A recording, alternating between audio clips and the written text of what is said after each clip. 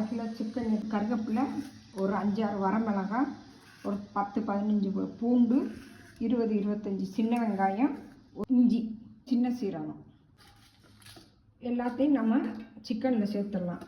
நம்ம எடுத்து வச்ச பொருளெல்லாம் சேர்த்துட்டு சீரகம், எண்ணெய் ஊற்றி கிளறிக்கலாம். உங்களுக்கு எந்த எண்ணெய் யூஸ் பண்ணுறோமோ அது பண்ணலாம். நான் நல்லெண்ணெய் யூஸ் பண்ணுறேன். உப்பு சேர்த்துக்கலாம். எல்லாம் நல்லா கிளறி விட்டுடலாம். ஒரு 1/2 மணி நேரம் ஊற வச்சிடலாம். மூடி தேவையான அளவு எண்ணெய் ஊற்றிக்கலாம்.